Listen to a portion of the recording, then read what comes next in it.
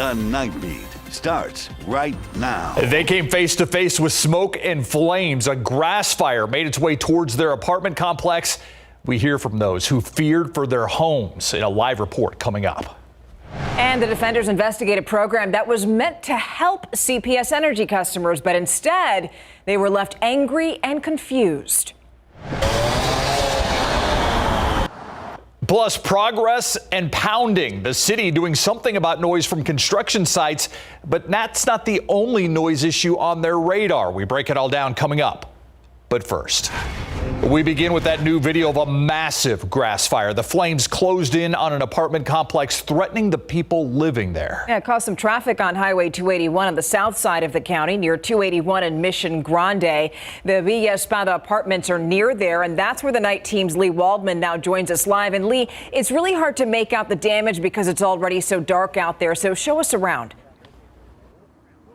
Exactly. It's hard to see now, but if you focus on this field behind me, you can see that charring left behind from that massive fire that we're going to show you some video of shortly. There is still some smoke in the air right now, but the wind that we're experiencing, that's blowing a lot of that out. But the wind was causing some issues for fire crews, blowing those flames toward this apartment complex on my left.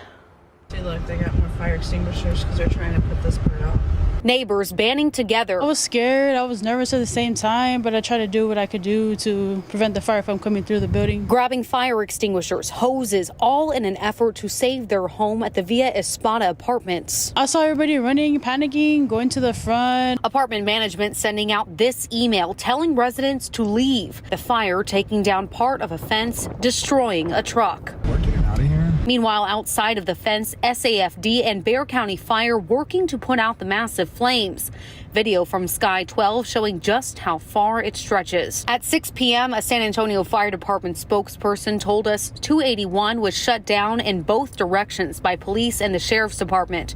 The smoke affecting driving conditions. Right now, the cause of this fire is still unknown. Brianna Bonilla telling us her neighbors are shaken up, but they're thankful it wasn't worse. Hopefully it never has to come to this again.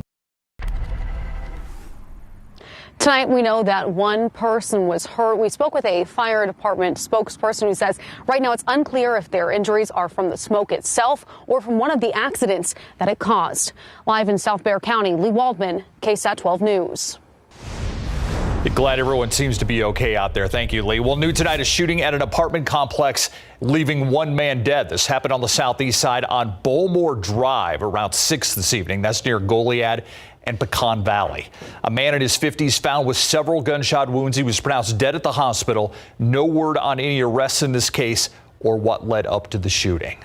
A construction site became part of a death investigation, and we saw a bulldozer rolled over onto its side. First responders say that a piece of machinery fell on someone at that construction site. It happened near I-10 and Ralph Fair Road. That's just south of Bernie. Now, we don't know if the victim was a construction worker. Firefighters say the person killed was pronounced dead right there on the scene. We're going to keep you updated on air and online at KSAT.com. In other news, a problem property on the city's east side will now undergo a transformation. Now, we've told you about the shootings and other issues near Hackberry and Drexel. Neighbors there were fed up. And after looking at the dangerous conditions inside the Twin Sisters Cantina, a citizen board determined that part of that structure needed to be demolished. So now neighbors are hoping that a family-friendly business moves right into that area. And new tonight, whether it's power saws or power songs, some neighborhoods dealing with noise. The city of San Antonio staff currently looking at two different problems dealing with noise coming from construction sites or entertainment businesses. The Nightbeat's Patty Santos tells us what this uproar is all about. It's the sound of money coming from construction equipment or music venues, but it's disturbing the peace for some. San Antonio City Council will take up a vote to limit most construction between 7 a.m. to 7 p.m. There could be certain exemptions once neighbors are notified. It has to be done, but let's communicate to people. Let them know a couple of days ahead of time that on this particular day, at this particular hour, it's going to be disruptive. The vote on the Good Night construction ordinance is set for Thursday. But drumming up the most attention is a separate noise issue. music and noise calls. A noise ordinance pilot program is currently underway. We decided to send out some code officers, dedicated code officers, to take calls between 8 p.m. and 4 a.m. Since October, code enforcement officers with noise meters have been gathering data on the problem. They've answered more than 2,000 calls. About 15% of the calls that we're getting actually are violations. The other ones are not violations by the time we get there, or actually there's some noise, but it's under the limit. Of those calls, code enforcement confirmed 250 violations and referred those to SAPD, but police were only able to hand out 130 or so citations. Some of the challenges right now are certainly there's still a lot of calls that come in for loud noise, more than we can actually get to during those shifts. And that pilot program wraps up in April. The committee will then give recommendations on how to proceed with the noise ordinance. Steve? All right, Patty, so does that mean the committee can move away from citations and maybe suggest a different way to respond to noise issues? Yeah, that could be one of the topics that they take up, but that's really going to be after they look at all of that data. The city of Austin dealt with a similar problem by working with music venues by moving the sound away from homes, and that can be done with technology. I spoke with a former city of Austin sound noise expert that tells me the city really needs to get creative about how to find a solution instead of just citations. We never had luck with enforcement, and it's not sustainable. And I think what's happening in San Antonio was that this pilot program of having 6 dedicated officers responding to these calls, I think it's creating an unsustainable expectation. And he says it might be a good idea for that committee to go out to some of these areas where there are music venues or bars right next to homes, maybe even go inside a home and hear what it sounds like inside. Steve, Stephania? Thank you, Patty. And of course, we'll see what recommendations are made in the spring for that program. We're also going to keep an eye on that proposal for noise from construction sites. Again, that vote is set for this Thursday. And now to a scam alert. A local credit union says that thieves are pretending to be them and then stealing your money. That warning is coming from the Randolph Brooks Federal Credit Union. It says that the thieves call or text people saying their account shows a suspicious purchase, and that's how they get people to share their sensitive information. And the thing is that thousands of credit union members have already fallen for that scam. We've seen almost $1 million in attempted fraud in the last 2 weeks. Yeah, so here's the question. How do you protect yourself? Well, the credit union says that first off, it would never call you and ask for your personal information. So if somebody calls you from the bank and you want to make sure that you're speaking with your actual banking institution, the best thing you could do is hang up and then just call them yourself. Early voting underway. Our coverage on the race for Bexar County judge continues. Among the list of candidates who want to succeed Nelson Wolff is State Representative Ina Minjares. She's running as a Democrat. She says she can bring her experience with budgets, infrastructure, and health and human services at the state level to Bexar County. I got key experience. Commissioner Justin Rodriguez and also our Bexar County Judge Nelson Wolff got their training at the legislature as well. There are several more major candidates running for Bexar County Judge. We spoke with Peter Sakai yesterday, Ina Minjares today. We're going to speak with the other 2 candidates tomorrow and Friday during our KSAT Q&A segments during the 6 p.m. newscast. You can also find these interviews as they happen, or if you missed any of them, right now on KSAT.com. Think back to 1 year ago today. We woke up earlier this morning, 1 year ago, to 4 inches of snow on the ground. Everybody having fun playing in the snow. It was novel. Then, of course, this was the beginning of what I consider the civil engineering disaster across not just our area, but Texas. We had a high temperature on this day 1 year ago of 28 degrees after a morning low of 9. And on this night last year, we were on our way down to 12 degrees. Right now we're at 62, dew point of 54, not so bad outside. Actually, a couple of relatively warm nights are on the way. There is a weak cold front that's going to hit us. We'll talk about that and how it's going to affect temperatures in the weekend coming up, Steve. Thank you, Adam. You know, many people left in the dark, in the cold in San Antonio during last year's winter storm. But the power problems aren't the only issues CPS Energy faced. The defenders look into a CPS Energy program that was supposed to help customers impacted by that storm. The help should have been reflected in bills. Some customers say it wasn't that easy. And I waited. When I received my bill, I saw that there was no credit. Seems like it was a large systemic failure. So when did a goodwill gesture from CPS Energy take a turn? The defenders' investigation is next on the Nightbeat.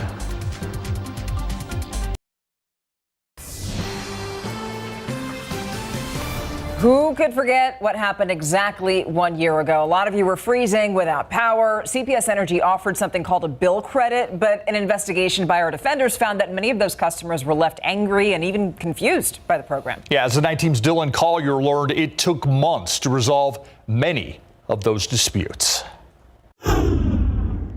Last April, weeks after CPS Energy customers struggled through an Arctic winter blast, a goodwill gesture was extended by the utility in the form of a one-time credit.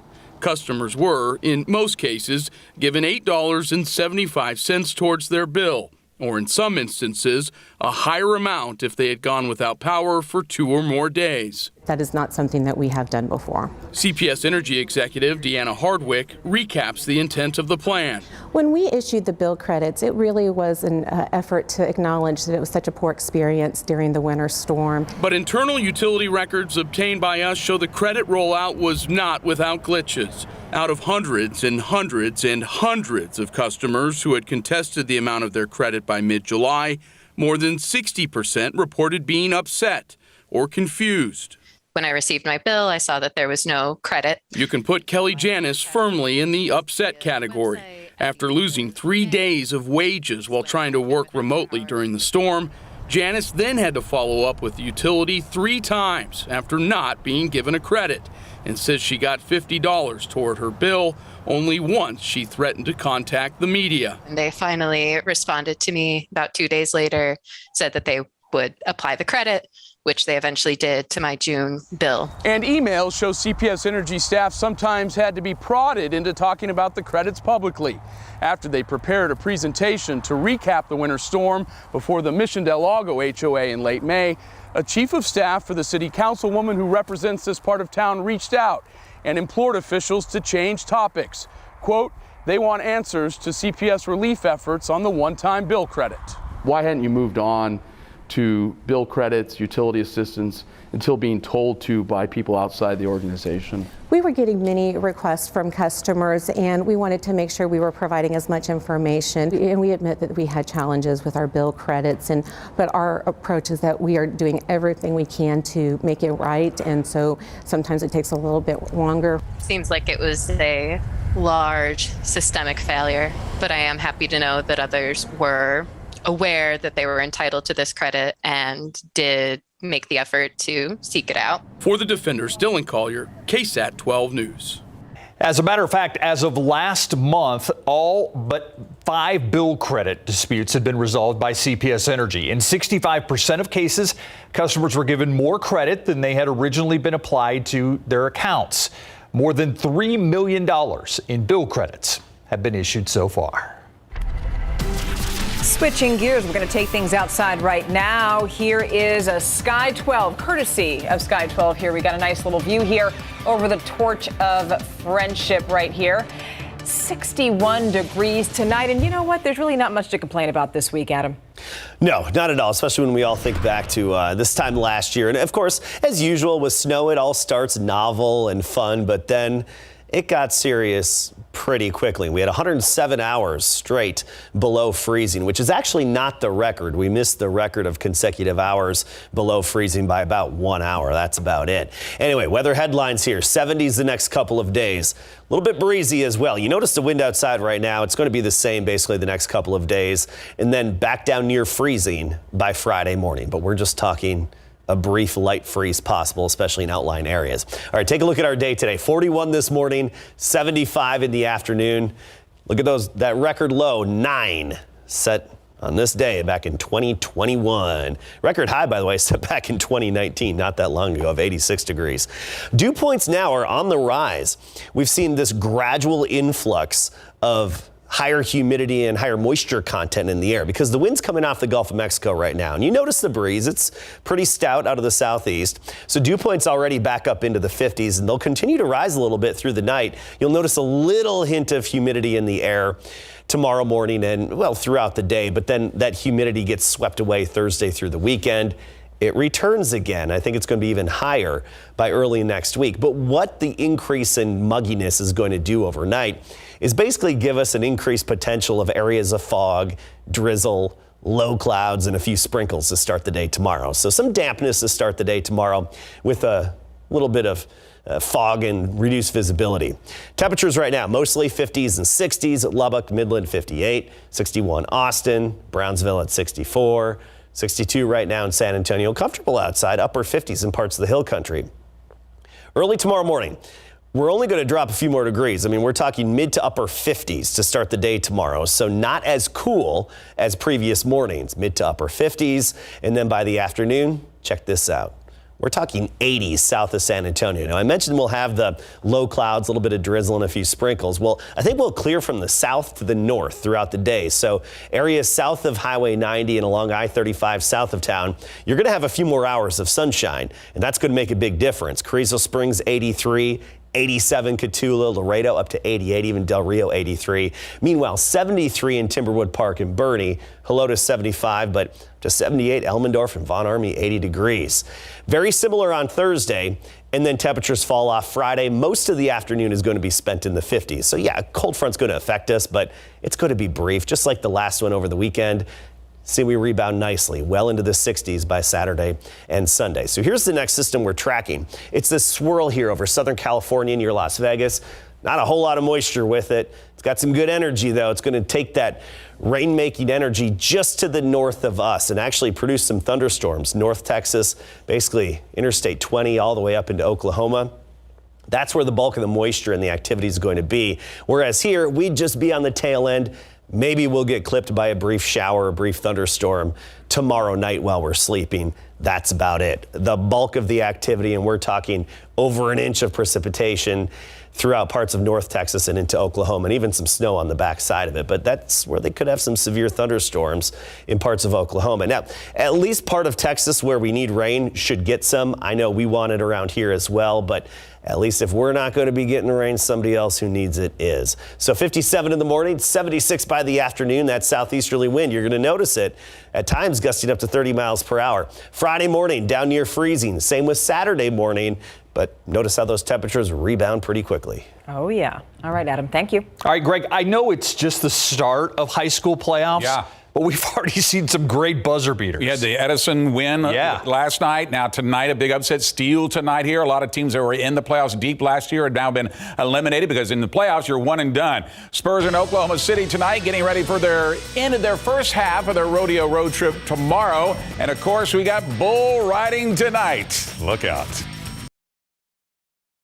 All right, San Antonio Spurs are in Oklahoma City tonight, where they will face the Thunder tomorrow night in their last game before the All-Star break. The Spurs are currently ranked 12th in the Western Conference standings, while the Thunder are in 14th, second to last in the West. This will be the fifth game of the rodeo road trip. They're going 2-2 in their first four wins, with wins over the Hawks in Cleveland and the Pelicans in New Orleans, looking by losses in Cleveland and last night in Chicago against the Bulls, 120-109. In that game, former Spur DeMar DeRozan went off. He had 40 points, 19 of those coming in the fourth quarter. His seventh game of scoring at least 30 or more points. No other member of the Bulls has been able to do that since Michael Jordan did it during the 1996-97 season.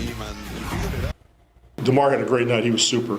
But we could have done a better job on him, and we didn't. No matter who we put on him, whatever scheme we were trying to use, we did not execute it as we would like.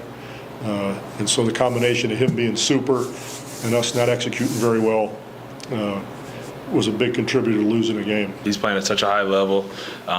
We tried about every defense on him tonight, and he still was able to, get his 40 or whatever it was. So, have a lot of respect for him. I always have. He's unguardable at times. So, they're playing really well. We gave ourselves a chance tonight, but he was just a little too much for us. All right, the Spurs away guard Goran Dragic, after the Spurs' former second-round draft pick agreed to a contract buyout. It was part of the trade with Toronto Raptors and included the Spurs receiving a protected first-round draft pick. Congratulations to Spurs assistant coach and head coach of the Las Vegas Aces, Becky Hammon, on being selected to the Women's Basketball Hall of Fame class of 2022. The announcement was made last night. That included Hammon, who is a six-time WNBA All-Star who played for San Antonio Stars, which are now the Aces, from 2007 to 2014 before beginning and becoming the first full-time female assistant coach in the history of the NBA. The induction ceremonies will take place June 11th in Knoxville, Tennessee. Next up for the Spurs, Oklahoma City tomorrow at 7 o'clock. Pro football coverage powered by Davis Law Firm. Los Angeles Rams head coach Sean McVay indicated before becoming the youngest coach in NFL history to win a Super Bowl at 36 that he's not in it for the long haul, calling it a work-life balance now that he is engaged. So along those same lines, what about Aaron Donald, who won his first Super Bowl at the age of 30 this weekend? He didn't shut down that possibility either, even after he was so dominating the Super Bowl 56 and in fact sealed the win with the Rams when he forced Joe Burrow to get rid of the ball on fourth down to avoid the sack in the 23-20 victory. Donald was surrounded by his family after the game, including his 8-year-old daughter, Jada. I'm just in the moment right now. I'm going to join this with my family. I got my kid. I promised my daughter this when she was 5 years old. They're playing the confetti. She got to do that today. Was that fun? Yeah, she liked it. And the Super Bowl ratings are in, and more than 100 million people watched the Rams beat the Bengals 23-20. That was up from 92 million last year. And if you take into account streaming devices, it's more than 112 million folks. Congratulations to four-time Olympic gold medalist Simone Biles. She is engaged to Houston, Texas defensive back Jonathan Owens. Biles, who lives in Houston, made the announcement on social media on Valentine's Day. Now she has a ring to go along with her Olympic and World Championship hardware. High school basketball playoffs and bull riding next. Girls basketball playoffs continue tonight. The Alamo Convocation Center, Class 5A by-district round. Sam Houston taking on Southside. Cardinals trying to rally down by 9 late in the third. Sorry, Rivas drives and hits the pull-up jumper. Southside cuts that lead down to 5 heading into the fourth quarter. But Sam Houston withstands a late surge. Just Sarah Caldwell knifes her way to the basket and calls for glass and 2 points as well. The Hurricanes win a defensive battle 38-27. Next game on that court, Fox Tech taking on Hondo, Class 4A by-district round. Second quarter, Buffalo's battling, passing around the perimeter to Madison Carey for the three. She hits it. Second three ball of the game for Fox Tech, but the Owls respond. Jocelyn Leyva hauls in the rebound, gets it to Cameron Carey. That starts to break. Watch this. She goes coast to coast, draws contact, and gets the bank shot to fall. Count it, and one. Hondo, all of the Buffaloes tonight, 53-15. In Class 6A, great matchup between Steele and Reagan at Piper High School. Knights led 25-19 at halftime, but here come the Rattlers. Samantha Wagner steps behind the line, drains a triple. Reagan cuts that lead all the way down to 1, but Steele answers on the break here. Christian High School over to Kamani Kane for the three from the wing. Steele hangs on to win a thriller, 41-40. Bullfighters Cody Webster and Chuck Swisher deserve a pay raise after what they were able to do tonight. Rescue Cowboys. This is Braden Richardson on board, relentless, but he gets a double whammy first. Watch this. He gets his head thrown into the bull right there, and then he gets it done a second time around. Ooh. Look at the Bullfighters moving because he goes after the Cowboy right there. Let's take another look at that on the replay here. Cody and Chuck moving quickly because watch, there's first hit, there's the second hit, and then the Bull goes after the Cowboy, but Chuck and Cody are there to save the day. Lucky for them. Now, here's your winner tonight, Stetson Wright on board Pass the Booze. He scores an 89 because look at that Bull switches directions in midair. That's a heck of a ride, and that's why he got an 89 tonight. Lucky that first guy wasn't knocked out. Yeah, because had he not been wearing the helmet, I guarantee you he would have. Yeah, thanks, Greg. Wow. All right, I'm just amazed every time I see that. Yeah, you get to see it every night for the next 2 weeks. We'll be right back after this.